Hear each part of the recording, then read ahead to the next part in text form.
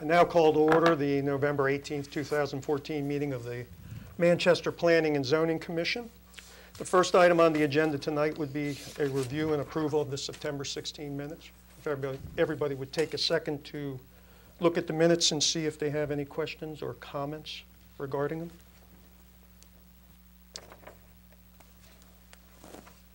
I have one clarification request. Okay. Under Manchester Farms Section 7 review, the sentence that reads, "There needs to be enough width for a tractor and ability to repair." Please add the storm drain line contained below.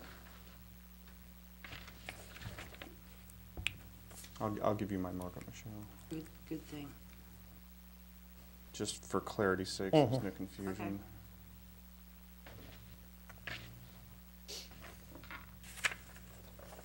Any other comments? If not, I'll. Is it noted in here where they said if there's any damage to the street that it was going to be their cost? I see the 4-foot trench across the road. Just Under bullet number 2. Complete overlay and milling. States installing storm drains. Susan Ann Any will be disturbance overlaid. Okay, all right. If I'm not mistaken, I believe that was noted also on the plans. Okay. Okay. I did see that, yes. I'll make a motion to approve the minutes with the suggested change. Do I hear a second? I second it. All in favor signify by saying aye. Aye. Opposed? Okay, next item are the reports. Michelle, Board of Zoning Appeals. We've not had any Board of Zoning Appeals hearings or cases for a while. I don't remember what that board looks like. We have added a new member to our BZA recently. I'm still down a member, so if there are people out there, anyone you know of that may be interested, I'd like to consider them. And I just want to bring you up to date on Manchester Farm 6 is done now. Okay. The roads have been final paved, the curbing and sidewalks all repaired, and will be deeded to us approximately in the next 2 weeks. I'm waiting on them to get all the signage that they had up that people decided they didn't want up, and they've got to redo that and a couple storm drain things. And we're going to be plowing it this winter, so it will be ours. Okay. Finally be done over there. So we sent a reminder out, and if anybody's watching, that basketball nets need to come off the streets, and no parking on the streets, now to be ours, and plowing. And I think that's all on that one. Okay. Yep, we're done. Town report, Steve. Hey, good evening, Commission members. We have a lot of irons in the fire. I will highlight 2 things since I've seen you last. On October 23rd, the MOA between the 8 municipalities and the county commissioners was signed. And that MOA spells out the 80-20 split in which the municipalities will share with the county in regards to stormwater remediation. That was a big hurdle to overcome. The Water Resource Coordination Council was very helpful in working through that. And that's a big step for the county. It's a big step for the citizens of the municipality as well as the county citizens. So I wanted to bring that to your attention. Another thing we're working on, received a Community Parks and Playground grant. And you might have been reading in the Northern News and also the local papers in regards to an inclusive playground. The town has teamed up with Haley's Wish. Concept drawing is on the board over there, and that's going to be a huge addition to Christmas Tree Park. We actually started the project last week. The ADA parking areas have been installed, and hopefully we'll break ground sometime in the spring on that. We're going to get to a certain point, and then we're going to invite some firefighters, some police officers, some nonprofits in, and we're going to have a work day to assemble it and go from there. So that's a pretty nice project. We talked a little bit about our new town hall, and you can see the artist's conception down in the lower corner. So hopefully sometime late spring we'll be breaking ground on that. So we have a lot A lot of good things going Good. on within the town. Very good. Council report, Tammy? I think Steve aptly covered it. Okay. County report. Good evening, Ms. Moser.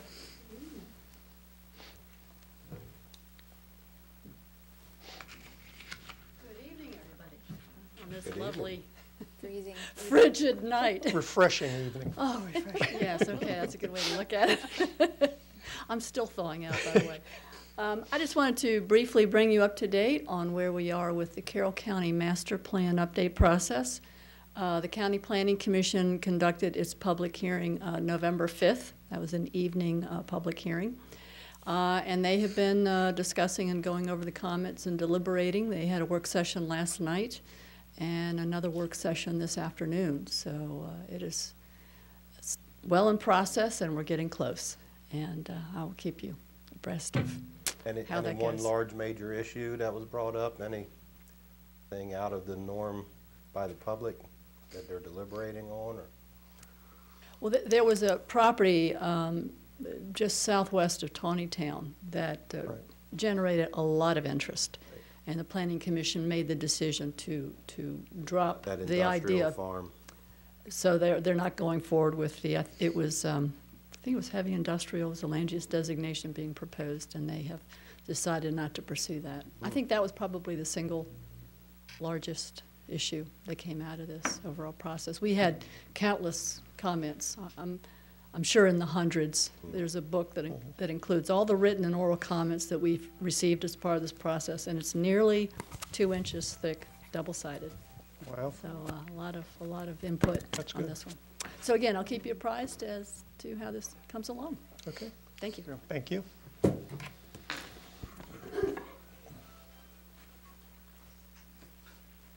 Okay, the next item on the agenda is the concept plan review of the Harrell subdivision.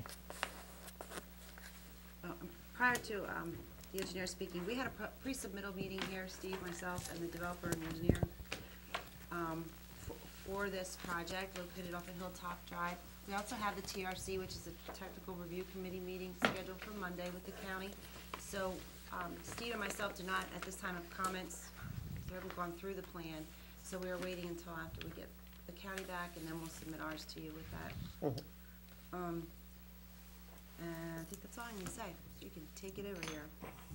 Well, with that, I'm Marty Hackett with CLSI out of Westminster. Mr. Harrell's also here, Doug Harrell. The proposal here, we've only got the one comment from Ms. Moser right now on a couple road, like the road alignment, and a question about the sidewalk. Can you speak up just a little bit so that the Yes. people on TV can hear? So, as Michelle said, we are going to the TRC meeting Monday. That's when we'll receive all the agency's comments and all that. So we'll be addressing them over the next month, working with Steve and Michelle. So we'll be back in front. So this is more of an introduction. And if Right. there's any questions that, that you could have some input right now to help us and guide us, then we'd look forward to hearing that, and maybe we can incorporate some of that stuff in our next submittal. You're proposing 14 new home sites and one existing? Is that correct? That's correct. Okay. All the lots going to be sewered by force main? At this point, that's correct. Okay. We were given a copy of the concept plan and the concept grading plan, and I know we're very early in the stages, but just an observation I made, and was really relative to Lot 7. Looking at the concept grading plan for Lot 7, it seems like that house is going to be sitting on top of some very steep slopes once you finish your grading on that lot. Looks like the slopes are over 25% to the rear of that lot. And I'm just, from my standpoint, not real keen on having such a steep slope right to the rear of a proposed single-family dwelling. So I'm just making an observation. I know we're preliminary. Yeah, as we go through, we will meet the grading ordinance. Now, and that requires a certain amount of rear yard. Right. But a 25% slope is a 4-to-1 slope. And, I mean, with the grading ordinance, we go down to 3-to-1. I understand So that. we'll try to keep it as flat as we can, without obviously disturbing more land as we go. Well, you're pretty much taking it right to the property line based on this concept grading plan. And your efforts to retain specimen trees and woods on the property look like there were no effort whatsoever. So just an observation. Obviously, you'll get the county comments and we'll go from there. But just a couple of things that stood out to me at looking at it initially, just to give you some of my thoughts on it. Couple additional items. The town recently reviewed a amended plan for Castlefield, which is at the end of Hilltop. We had a prior concept that we had approved on that. Please show the most recent one, ghosted in as development by others. The reason I bring that up is you've got a single cul-de-sac off of a single cul-de-sac, and I'm sure the county is going to make comment about this as well. The number of units that are going to be accessing that and not having a second way in or out. Correct. And Ms. Moser did make that comment. Okay. And we're certainly, there's a master plan street. This is not the church property. This is part of the Lippy Farm that Okay. Woodhaven owns. So this area, that notation there is incorrect. There's a Southwestern Boulevard. Is not shown, yes. Comes down through there on the master plan. Right. So if anything, we would probably just tee right in there for a future connection. That Please- would be please- my initial reaction to that. And Please obviously- incorporate those features on Yep. your plan as well for the future. As was previously mentioned, there's some concern about grading, but I know you're early on in the process. We just want to give you the comments. With connectivity, will you be adding another well site to the town system with this plan, or you will not? Okay, so you'll be paying the fee instead. Okay. Will you be doing any reforestation on site? At this time, I'm not sure. Okay. If there's opportunity on site, if not, we'd have to purchase off-site banking. Satisfied. Okay. Have you given any thought to your stormwater management system at this point in time? I see you've got a space allocated for it. Can you enlighten us to the thought pattern? Right now, it's set up to be an underground system. Okay. Okay, so it virtually be like a grass field, is what it's set up now. We have to do infiltration testing, depending on those infiltration test. If it's satisfactory infiltration, then we go, matter of fact, we did the testing. So I believe, right now, we're set up to go underground, but for something happens through the design process, if it can happen, it would be your standard type of pond to work. The first alternative would be the water quality and infiltration, so. Okay. Did the initial test indicate you're going to be able to meet the ESD volumes or not? Yes, it did. Okay. Yes. Just a question of how much impact the development's going to have on that envelope. Okay. Will you also be incorporating rooftop disconnects or just solely the one underground facility? That would be, we're planning on doing a box of rock. The underground facility is mainly controlling, managing the actual impervious area from the roadway itself. Okay. Houses will take care of themselves then? That's correct. See that you've got curb and guttered street and sidewalk on both sides, is that correct? The sidewalk, we had, on the concept plan, the typical section, we were planning on putting sidewalk on one side, but if sidewalks required on both, Mrs. Moser made that same comment. So imagine that it's the same thing as being at TRC, we just got the letter, I believe, today on that, but, normally we do a 4-foot sidewalk. When she scaled it, she said it's scaled about 3 foot, but normally they're 4 foot wide. If there's an ADA requirement to run them to 5 foot, which I'm not aware of, and she thought maybe it was, we're gonna look into that. I mean, we have to comply. Right. So, but we normally do 4-foot sidewalks. New ADA guidelines are pushing them up. And they're also exclusive of curb tops, so Correct. there's a junk guideline there. There's no sidewalk on Hilltop currently, so it would just be on your subdivision. Are you planning on installing lighting along this street as well, or you haven't gotten there yet? Haven't gotten there yet. Is it our Okay. town code for streetlights? Our lighting, yep. Our public works agreement will state that you have to have lighting, whether it be on a pole or it be on the front of the house, just enough to illuminate the numbers of the home. Normally, when you're in a situation like that, we find that the builders would rather have the post lights out, and the post lights would be your dusk to dawn lights. Property owner pays for each one of those, maintains them, and normally it's in a HOA or the restriction and covenants. That's the way it's normally, we find works out well. Now, the people that have the the packs on their, front sconce or something on their Right. front, right alongside their front door, they can turn those off, but the other ones stay illuminated. Excuse me. Right, and we like that, the town likes that. A lot of people don't understand, see, the town has to pay for every street light in the town. So I think we're leaning toward the lamp post out in front of the house or near the house or illuminates the house. And for my client, I mean, instead of building under a public works agreement, he passes the cost off to the builder. But normally there's a requirement, you keep it consistent and everything else, so. But that's the way it tends to work nice. And if a bulb burns out, which is gonna happen, and somebody takes a while to replace it, when you're looking at lighting of that magnitude every 80 feet or 100 feet, pretty consistent through the project, it illuminates the street pretty well. Concern was for the existing homes along Hilltop and introducing that light. And also to Steve's point about the town's costs that they'll endure as a result of it. Presumably the street will be a public street? Yes, sir. Okay, let's see, what else did I have? Okay, we talked briefly about grading, we talked about that, okay.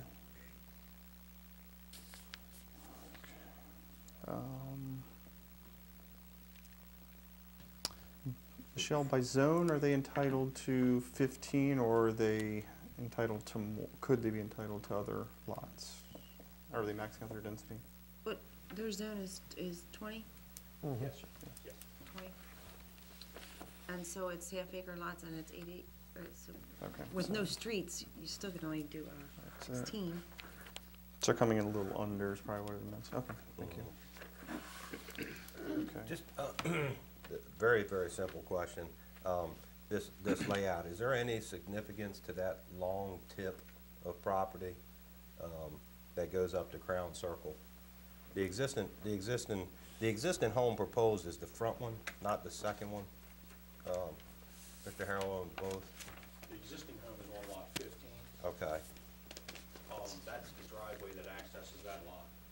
Down to Crown Circle. Comes off of Crown Circle. Crown Circle, that's correct. That's existing. Hence the house. significance. Okay.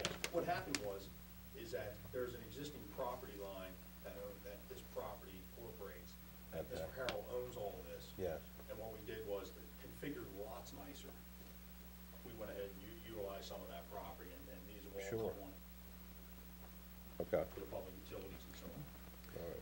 The lot that's on Hilltop, Mr. Harrell owns, as a result of the re-subdivision for the roadway, he will be in full compliance with zoning ordinance as far as setbacks are concerned? This property, that property exists today. That's already a separate parcel for that roadway. Okay. So wherever that line is right now, we're not changing that. Okay. Where? That road alignment's already on a separate Okay. parcel. All right. Okay.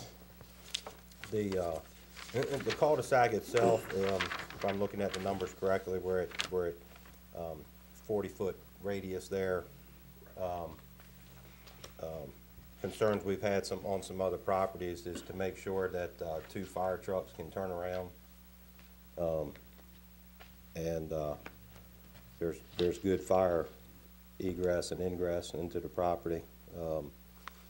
That's fairly standard size with our fire. We don't have any necessity for the ladder truck on this particular plan. They'll dispatch Yeah, everything. Right. Yeah. And structure fire, everything's coming. So along that line, the one concern I have is on property 14, with it being placed well behind the other ones.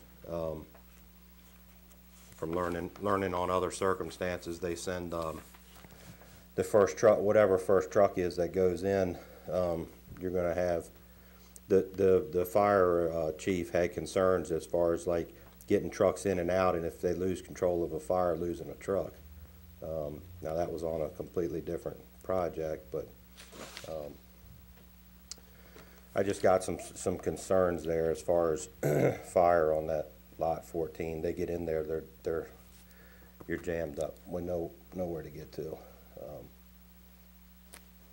I don't know if it's going to become a problem or not. I just got a little concern there. Because that would occur even on lot 7. Yeah. And it occurs today, I guess, off the Crown Circle coming back to this lot 15.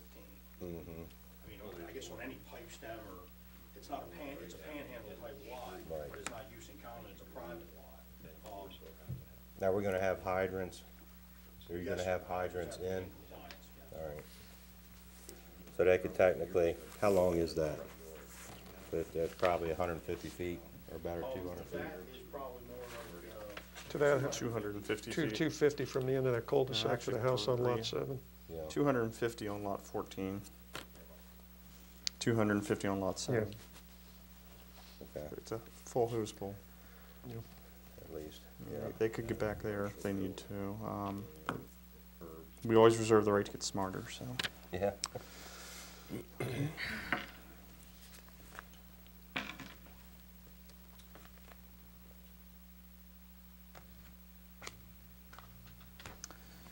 Okay, so.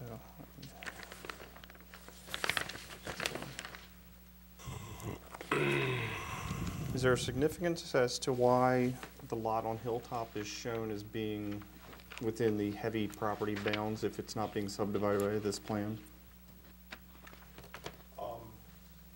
probably no significance, Okay. just that it's showing the properties that he controls.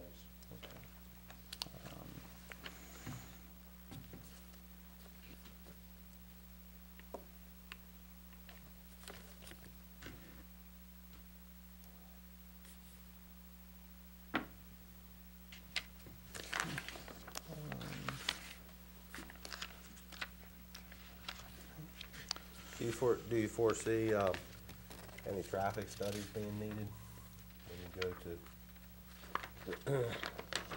apply? I don't do see that? any of the municipalities or any of the jurisdictions requiring a traffic study for a 14-unit or 15-unit project. Right, I think that if a future road connection is made to Southwestern Avenue Boulevard, is it Avenue or Boulevard? Avenue, yeah, thank you. That even lessens the reason for the traffic study, because, I mean, you're not looking at that many trips that it's adding to. So the direct flow of that onto a collector or planned major street probably lessens even the reason why you do a traffic study for something like that. Normally, the rule of thumb is 25 to 50 peak hour trips, which would be 25 to 50 home sites for a peak hour trip.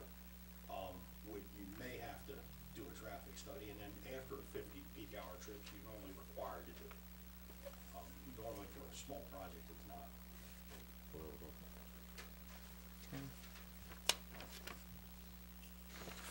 And this proposed connection to Hilltop is right at the high point of Hilltop, isn't it? Okay, so we'll have no site distance problems there, okay. Okay.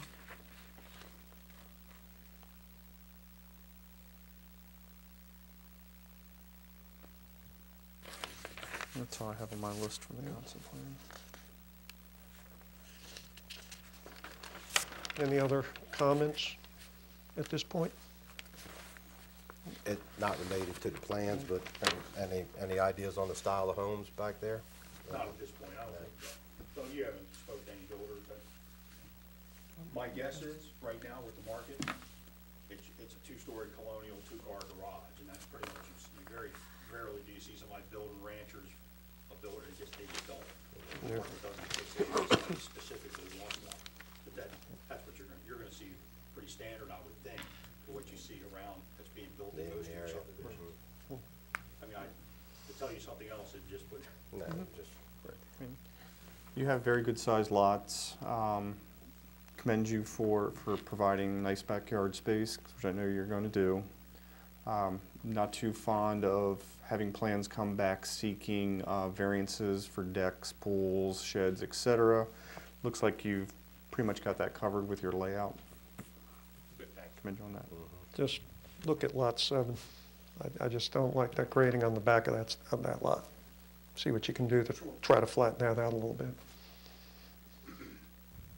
Would you, if we flattened it out and steepened the yard further and back, is that something you have in mind? Or- Yeah, that may be a possibility. I'm not a fan of retaining walls, so I don't want to see a retaining wall back there, especially on a private lot. That's just recipe for disaster down the road, so. I think if you evaluate the potential for a future connection to either Susan Ann Extended or to one of the other subdivisions, you may find your grading kind of changes a little bit, so it may hopefully resolve Right, that that issue. might resolve that issue. Thank you. Is there anybody in the audience that, any comments about this particular plan? Thank you very much. Thank you for your time. Have a good evening. You too. Okay, the next item on the agenda is Manchester Farms Section 7, final review.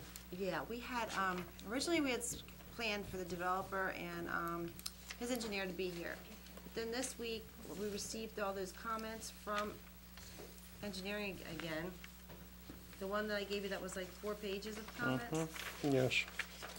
And in looking at them, now, I don't know, Steve, your opinion on them, but when we first looked at them, we decided immediately just to remove them and let them work these issues before we would bring them back here again. Right. We sat down with Robert Holwick and Jeff Mathias yesterday and kind of went one by one, and some of these things are general, not really housekeeping, but they've changed the procedure of how the plans are laid out, and they were doing it the same as they've done 4, 5, and 6. So I still can't even give you an answer whether all this is really necessary or not. Some of it, yes. Some of it, I didn't have any expertise to make a decision. So Steve and I are meeting with Clay Black and this particular gentleman so that we can get an idea of whether we need to follow all this to the T or not. Because it did take, we had a previous comment from this gentleman, if you guys remember me giving it to you, where he only had 3 comments. And then we get it November 13th with like 30. So I hate to make the developer go back and redo everything, but we don't want to cause any conflict with us and the county, so we're kind of stuck. Right, it looked like a lot of the comments were format. Right. Most of them seem to be, but there were also some. There were some technical comments. Substantial. Yeah. items in here. I thought so. And we had requested that they address all the county's concerns prior to coming back, so I Right. think Right. that was a good decision to ask them for continuance. Because, I mean, we have done approvals in lieu of the comments, you know, they're completing them, but this was just too many and too outstanding, and maybe the first time that we don't follow every single one of them, so I wanted to make sure I get it all straight I before. think that was a wise move. So that was one of the things I wanted to tell you about it, and I think they're the only ones I don't have their approval from, the final approval. They're only outstanding.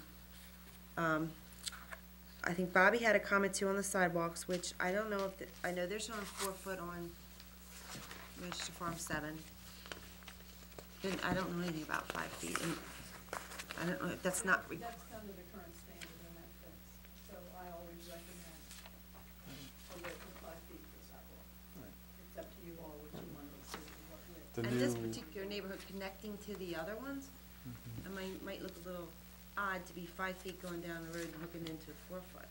Because this does actually connect to section 4. But, they were the other comments.